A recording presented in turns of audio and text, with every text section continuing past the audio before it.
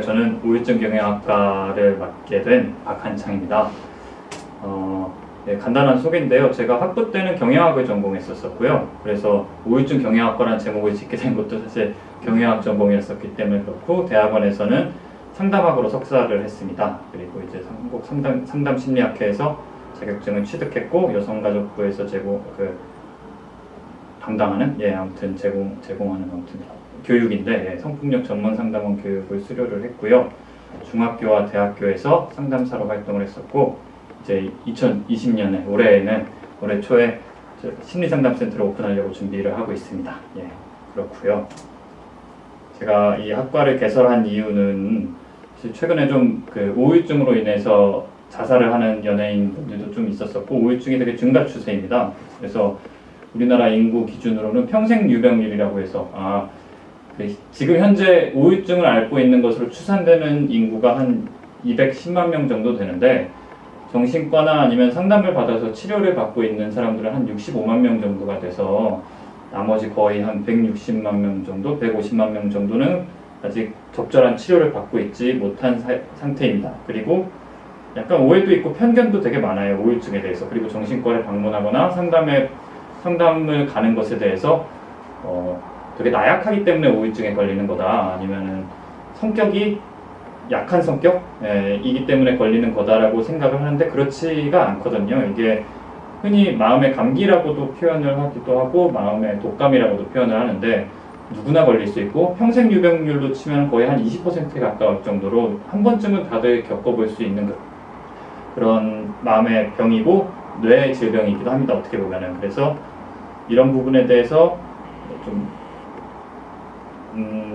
제대로 된 조금 근거가 있는 정보를 제공하고자 이 학과를 개설을 하게 됐습니다. 우울증에 대해서 간략하게 설명을 하자면요, 기분이라는 건 사실 날씨랑 좀 비슷하다고 보면 되는데요. 이렇게 좋은 날이 있으면은 좀 흐린 날도 있고, 흐린 날이 있으면 또 비 오는 날도 있고, 태풍이 부는 날도 있고, 이런 날씨의 변화 같은 것들이 있는데, 그러니까 보통은 일반적인 사람들은 이런 뭔가 큰 상실 아니면 좌절 경험 같은 것들이 있으면 이 기분이, 여기 그래프에서 보시면 알겠지만 아래로 뚝 떨어집니다. 근데 이제 그런 시간이 좀 지나면 이렇게 자연스럽게 올라오게 되고, 여기 보시면 빨간색 칸이 여기가 정상 범위라고 얘기를 하는데, 우울증에 걸리신 분들 같은 경우에는 이게 한번 내려가서 쭉 가게 되는 거, 올라오지 않고. 그래서 이럴 때 상담실에 찾거나 아니면 정신과에 한번 가보시는 게 좋은데, 이게 정상적 우울감, 그러니까 전에 봤을 때 한번 내려갔다가 다시 올라오는 이런 것들은 정상적 우울감으로 치는데, 짧은 기간, 그리고 증상 자체가 심하지가 않습니다. 그리고 우울감, 감정이 우울한 것들 위주고요. 그리고 이게 되게 중요한데요, 기능 장애가 없다. 그러니까 학교에 가거나 아니면 직장에서 일을 하거나 아니면 가정에서 가족들과 그런 의사소통하고 교류를 하는데 문제가 없으면은 이거는 뭐 정상적 우울감으로 볼 수가 있는데, 병적 우울증 같은 경우에는 최소 2주 이상 그렇게 진행이 되고요. 그리고 심각합니다. 거의 매일 우울감이 있다든지, 아니면 그런 수면장애, 식욕부진, 아니면 폭식을 한다든지, 체중 감소나 증가가 뒤따르고, 정신적 운동장애, 신체 증상, 무가치감, 죄책감, 자살사고 등. 그래서 이거를 종합적으로 봤을 때 심각한 기능장애, 학교나 직장에서 나오질 않는다거나 결석을 계속한다거나 아니면 맨날 지각을 한다거나 이런 것들을 봤을 때, 이거는 약간 병적이다, 심한 정도다. 그래서 이제 그때는 꼭 도움이 필요한 상태라고 볼 수가 있습니다. 이거는 정신과 의사들, 그리고 상담사들, 임상심리사들이 우울증에 대해서, 주요 우울증에 대해서 진단할 때 쓰는 기준인데요. 이 9가지 증상 중에서 5개 이상이 있어야 되고 2주 이상이 있어야 됩니다. 그리고 조금 굵은 글씨로 표시된 1번, 2번 중에서는 둘 중에 하나는 꼭 포함이 돼야 되는데요. 우울한 기분이 내가 스스로 내가 너무 우울한 것 같아 라거나, 아니면 남들이 봤을 때 너무 우울해 보인다, 이런 것들이 관찰이 돼야 되고요. 근데 우울한 기분이라는 게 보통은 사람들이 슬픔이라든지 아니면은 우는 것들, 이런 것들만 알고 있는데, 어떤 경우에는 짜증남, 화남 이런 걸로 나타나기도 합니다. 그래서 내가 굉장히 예민해지거나 짜증이 난다 이런 것들은 우울한 기분이라고 볼 수도 있는 거고요. 그리고 일상활동, 뭔가 취미생활, 흥미 같은 것들이 현저히 떨어져서 아무것도 관심이 없는 것 같아 보이는 그런 게 2주 이상 지속이 될 수가 있고, 그리고 체중의 감소 혹은 증가, 그러니까 식욕이 감소하거나 증가되는 것, 이게 사실 뒤에 보는 불면 혹은 과다수면과도 연결이 되는데, 잠을 못 자게 되게 되면은 자연스럽게 입맛도 뚝 떨어지고, 그래서 이게 좀 연결이 되어 있습니다. 그래서 이 사람이 우울증이 있는지 없는지 알아보기 위한 좋은 질문 중에서 하나는 요즘 잠은 얼마나 자냐고 확인해 보는 것들도 방법이 될 수 있습니다. 뭐 정상적으로 잠자는 범주가 한 6시간에서 한 8시간 사이라고 하면은 그 이상 자거나 막 9시간, 10시간 자는데도 피곤이 풀리지 않고, 아니면은 뭐 한 4, 5시간밖에 안 잔다, 그 이하로 잔다, 그러면은 이 사람이 지금 수면에서 좀 어려운 부분들이 있다라는 걸 좀 알 수가 있는 부분이고요. 그리고 안절부절 못하거나 축 처져 있는 것들, 그리고 피로감, 활력 상실, 무가치감, 죄책감, 그리고 사고력, 집중의 감소, 주의 집중이 안 되고 계속 그래서 또 우유부단해 보이고요. 그리고 반복적으로 죽음에 대한 생각을 하기도 하고, 이게 좀 더 심해지면은 구체적인 계획 같은 것들을 하거나 아니면은 시도를 실제로 하기도 하는데요. 이 정도에 다다르면은 입원 치료가 거의 필요하다고 볼 수 있습니다. 이게 좀 심각한 정도인데, 자살을 한 사람들을 대상으로, 그러니까 뭐 그 사람들을 직접 이렇게 확인을 할 수는 없지만 그 주변 사람들로부터 혹은 남겨놓은 그런 유서나 이런 것들로부터 확인을 해보면 그걸 심리적 부검이라고 표현을 하는데요. 90% 정도는 우울증을 다 앓고 있는 사람들이라고 합니다. 그래서 우울증을 앓는 사람들은 자살 위험이 거의 40배에 가까울 정도로 일반 사람들에 비해서. 그래서 이게 감기보다는 살짝 독감에 가깝죠. 독감 같은 경우에는 심할 경우에 이제 자살로 이를 수 있기 때문에 이거를 이렇게 조금 쉽게 보지는 않았으면 좋겠다는 생각이 들고요. 근데 이렇게 심각한데도, 그리고 우울증 같다고 인지를 함에도 불구하고 많은 사람들이 이런 제때 치료를 받지 못하는데요. 그 사람들의 이유가 대부분 한 80%가 혼자서 극복할 수 있다라고 생각을 하는데, 그렇지 않은 경우들이 많이 있습니다. 물론 그 심각하지 않은 우울증 같은 경우에는 운동을 한다든지 사람들을 만나든지 하는 방법으로 극복을 할 수 있겠지만, 심한 경우, 아까 얘기했었던 그런 증상들 5가지 이상이 뭐 2주 이상 이렇게 지속이 된다. 그러면은 혼자 힘으로는 좀 어려운 부분들도 분명히 있습니다. 그래서 우울증은 그럼 왜 걸리나요? 여러 가지 요인, 3가지 요인 정도가 섞여서 나오는데요. 하나는 생물학적 취약성, 그러니까 유전적 요인, 그리고 환경적 요인, 그리고 심리적 취약성, 이 3가지가 더해져서 나타나는데요. 유전적 요인이라고 하면은 뭐 이런 거죠. 부모님이나 아니면 가족 중에서 우울증이 걸린 그런 병력 같은 것들, 아니면 심리적 장애를 갖고 계신 분들이 있다고 하면은 자식들도 그런 것들이 나타날 확률이 높다라는 건데, 사실 우울증 경우에는 이런 유전적 요인이 굉장히 낮은 편이에요. 뭐 조현병이라든지 아니면 그 우울증 중에서도 양극성이 있고 단극성이 있는데요. 혹시 조울증이라고 들어보셨나요? 네. 조울증 같은 경우에는 양극성이라고 해요. 그리고 우울증 같은 경우에는 단극성이라고 얘기를 하는데, 그러니까 양극성, 조울증 같은 경우에는 유전적 요인이 조금 센 편인데, 우울증 같은 경우에는 유전적 요인이 별로 없는 편이라서 이거는 우울증에서 생물학적 취약성은 좀 빼놔도 괜찮고요. 환경적 취약성이라고 하면은 이제 어떤 스트레스 상황, 우울증도 그냥 진공 상태에서 아무 일도 없었던 상태에서 나타나지 않거든요. 아까 그래프에서 보셨으면 기억나시겠지만 뭔가 그 중대한 사건 같은 것들이, 내 소중한 사람들이, 옆에 있는 사람들이 사망을 했다거나 아니면 떠났다거나 이런 변화가 있을 때, 스트레스 상황에 왔을 때 이제 생기게 되는데요. 그런 부정적인 주요 생활 사건의 목록입니다. 이런 게 보시면 첫 번째가 그 옆에 오른쪽에 있는 게 충격 강도라고 해서 강력한 그 받는 스트레스 정도에 대해서 표현을 하는데요.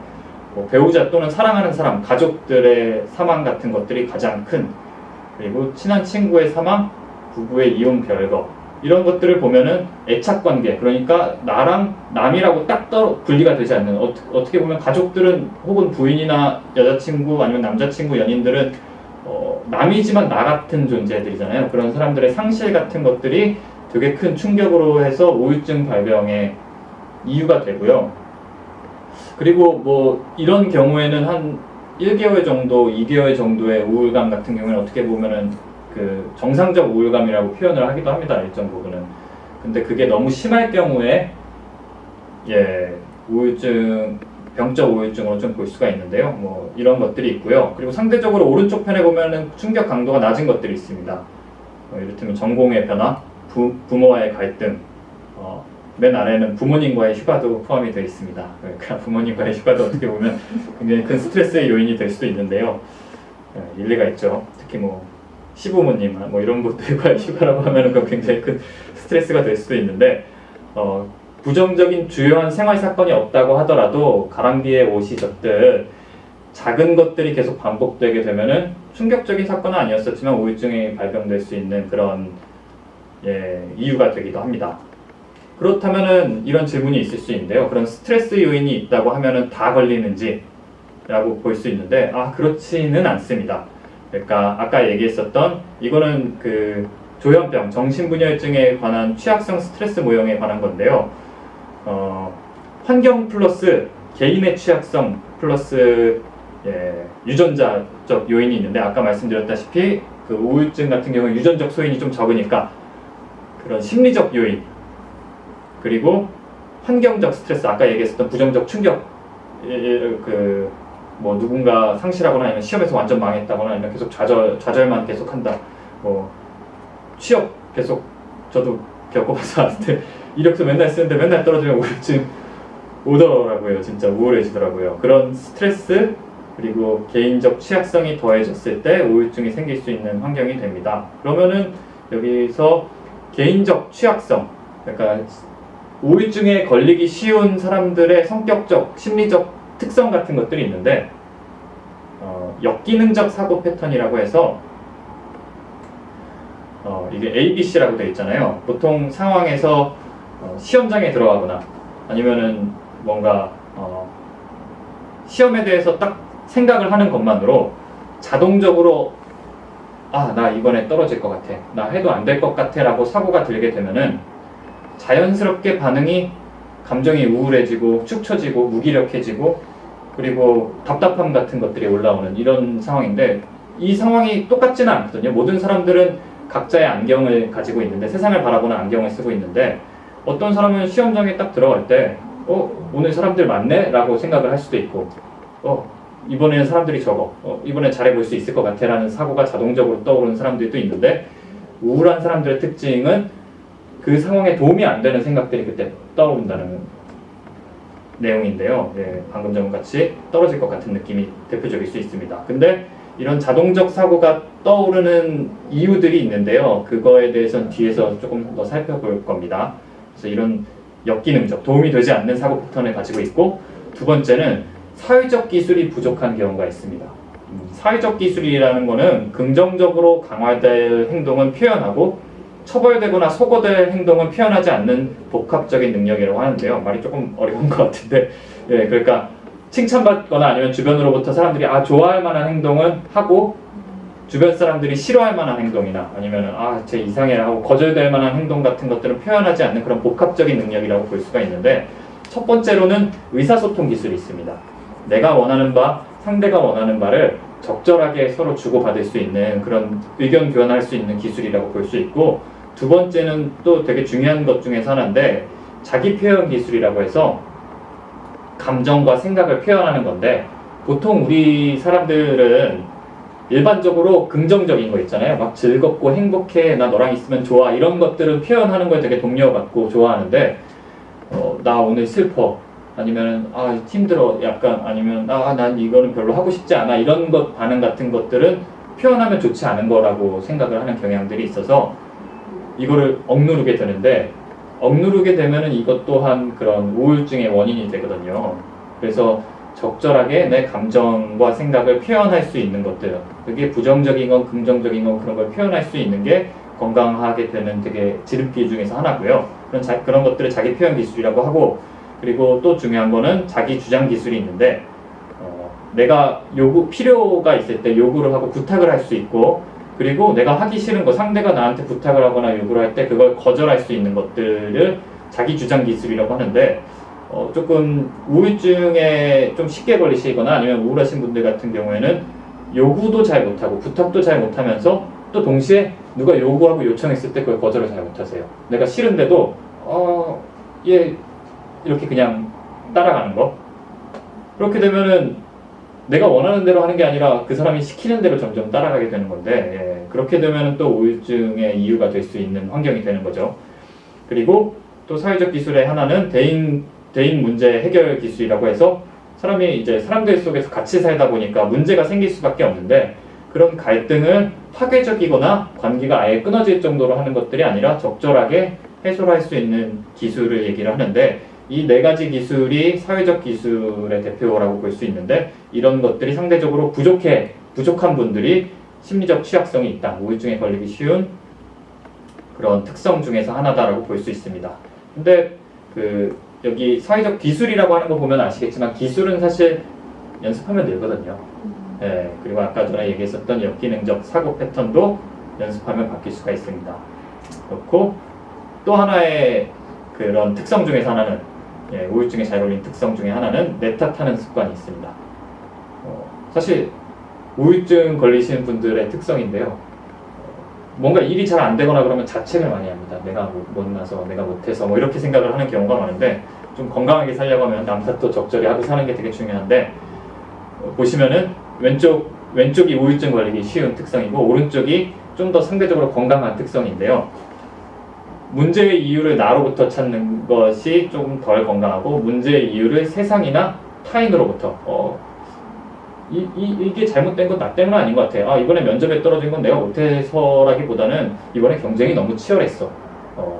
100명 중에서 1명 뽑는다니 떨어지는 게 당연하지, 99명적으로. 뭐 이렇게 생각하는 것들이 상대적으로 우울증에 덜 걸릴 수 있는 방법이고, 또 하나는 성격이나 지능 같은 것들은 사실 잘 안 변하거든요. 근데 내 성격이 나빠서 이번에도 관계를 망쳤어 라고 생각을 하면은 개선의 여지가 없기 때문에 우울해지기 되게 쉬워요. 그리고 난 머리가 나쁘기 때문에 맨날 공부를 못하는 거야 라고 생각하면은 내 인생 답이 없어 보이는데, 이거에 대해서 내가 이번에는 이 시험에 대해서 별로 필요성을 잘 못 느껴서 내가 공부를 잘 안 했어. 그러면은 이건 노력이나 동기 이런 거거든요. 이것들은 충분히 바뀔 수가 있는 거예요. 그래서 이런 쪽으로 원인을 돌리는 게 건강한 습관 중에 하나라고 할 수가 있는 거고, 그리고 실패를 했을 때 혹은 좌절이 있었을 때 일반화시키는 거 있잖아요. 내가 내 인생이 원래 그렇지 뭐, 예전에도 내가 그랬었는데 앞으로도 그렇겠지라고 전반적으로 이렇게 생각을 해버리는 게 우울증에 걸리기 쉬운 특성 중에 하나고, 좀 더 건강한 거는 이번에는 운이 안 좋았어. 지난번에 잘 된 것도 있었잖아. 근데 이번에는 좀 운이 나빴던 것 같아. 이번에 그 친구랑 잘 안 된 거는 성격이 너무 달랐어 라고 해서 그런 특수적인 상황으로만 생각을 하는 게 좀 더 건강한 사고 패턴 중에 하나입니다. 그리고 또 하나는 학습된 무기력이라고 해서요, 여기 그림에서 보면 오른쪽에 있는 코끼리가 아기 코끼리인데요. 아기 코끼리에게 옆에다가 말뚝을 박아서 발에다가 이렇게 밧줄을 묶어 놓으면은 애가 빠져나갈 수가 없잖아요. 그래서 처음에는 딴 데 가보려고도 하고 이러다가 계속 안 된다는 걸 아니까 이제 그냥 포기를 하고 이렇게 주저앉아 있게 되는데, 나중에 이 코끼리가 성장을 해서 되게 큰 코끼리가 됐어요. 그래서 어렸을 때 발목을 묶고 있었던 그런 족쇄를 이렇게 한번 힘을 당겨서 빼면 빠질 수 있는데 빼질 않는 거예요. 그래서 시도 자체 안 하는 거예요. 무기력이 학습됐을 때 이렇게 되는데요. 이게 좀 대표적인 실험 중에서 하나로 유명한 실험이 있는데요. 셀리그만이라는 학자가 학습된 무기력에 대해서 얘기를 했었는데, 세 종류의 실험군이 있었습니다. 그러니까 세 종류의 강아지 무리들이 이렇게 실험을 했는데요. 첫 번째 환경은 어떤 환경이었었냐면은, 강아지를 여기 밑에 이렇게 빗금되어 있는 이 부분이 전기 충격이 올라오는 바닥인데요. 첫 번째 강아지한테는 밑에서 전기 충격을 주었을 때, 그 전기 충격을 강아지가 받게 되면 막 뛰어다니잖아요.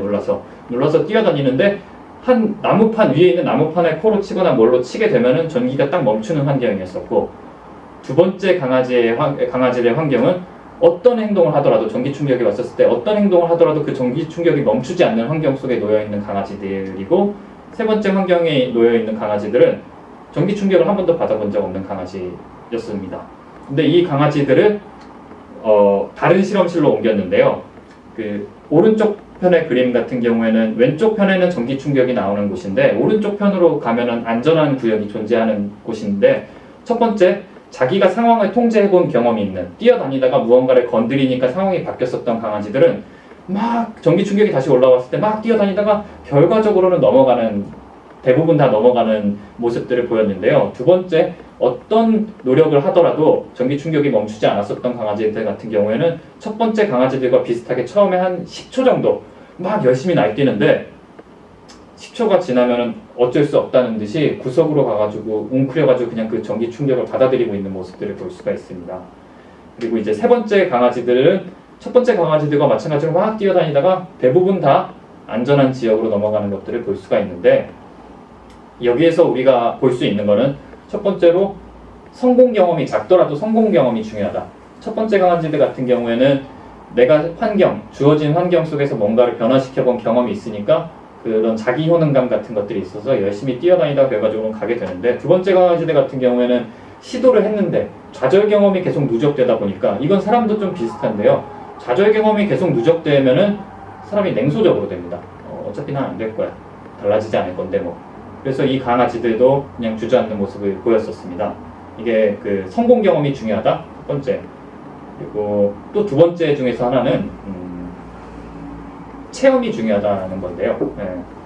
이런 강아지들, 이렇게 주저있는 강아지들이 이렇게 넘어가게 하는, 그러니까 이 상황에서 좌절하지 않게 하는 방법 중에서 하나는 얘를 들여다 옮기는 겁니다. 그러니까 달라질 수 있다는 걸 계속 경험하게 해주는 건데요.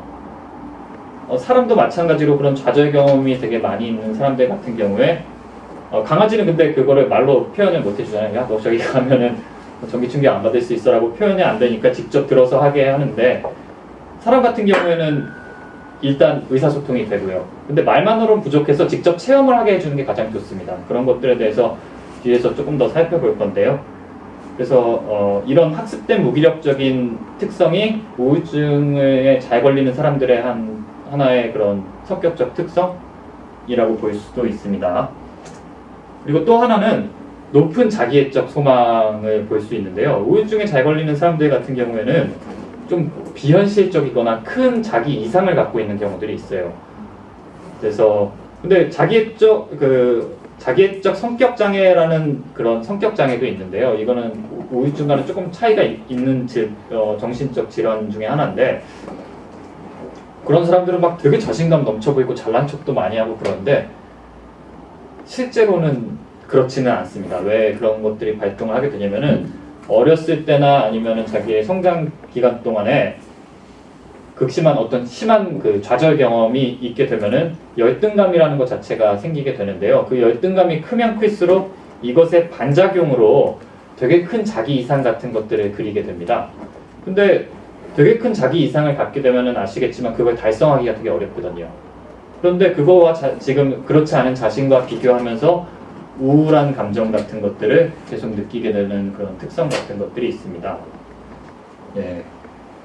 지금 살펴본 것들이 우울증에 걸리기 쉬운 그런 개인의 그런 성격 특성 같은 것들인데요. 성격 혹은 뭐 심리적 패턴 같은 것들인데